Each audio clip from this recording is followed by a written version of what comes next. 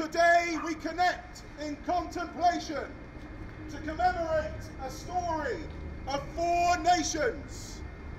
400 years ago, having already endured great trial and tribulation, children, women and men, pilgrims alike, set sail into the unknown.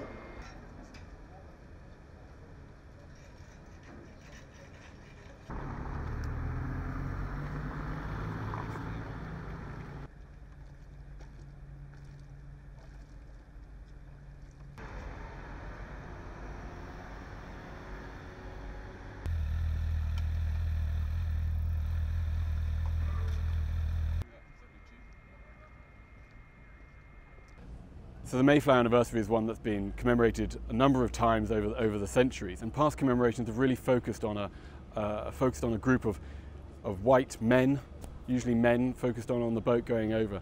And the Wampanoag and the Native American, the colonial impacts of that have really been primarily left out or sidelined through those commemorations. And therefore it's really important for our partnership across this that we've been working very closely with the Wampanoag to tell their story up front, to really address issues of colonialism and slavery, because only by looking at our history and looking at it through many different channels and lenses can we really understand what this history means and how it reflects on today.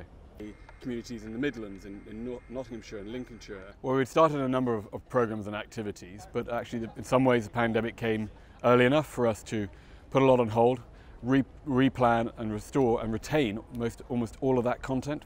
So instead of culminating through this year, we are now in this month of September really kicking off the programme, the 400th year anniversary of sailing the Mayflower, running it all the way through to summer 2021.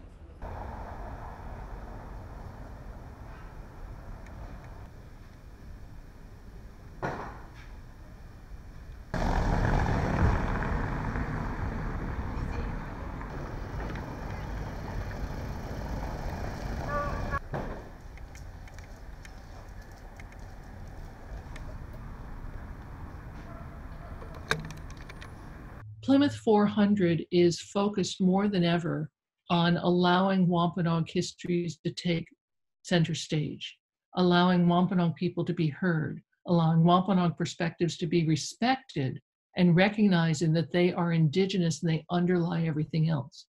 So instead of being a series of events devoted to colonial settler memories and descendant celebrations, it's a year that constantly recognizes the fraught history of that colonial encounter.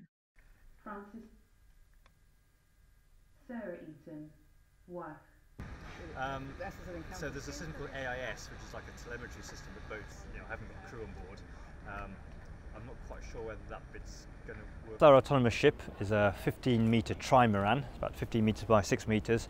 The cool thing about it is it's completely autonomous, so it's powered by an AI captain who's responsible for driving the ship. And the inside of the ship, because it's autonomous, doesn't need any crew, and therefore there needs to be no space for sleeping quarters or food supplies or galleys or toilets or anything.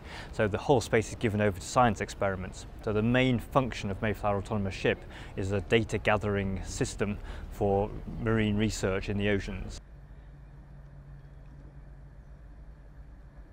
One looking at the taste of the ocean, it's using an electronic tongue to taste the water, to look for certain chemicals. We're going to be collecting little bottle samples of water at regular intervals to analyse later for microplastics. And we've also got a really cool experiment which is using a hydrophone, which is an underwater microphone, to listen out for whale songs. And we're going to be analysing those songs to see if we can identify which pods or families whales come from, because we understand there are some similarities in their songs, so we're going to be looking out for that. So what's the snapper?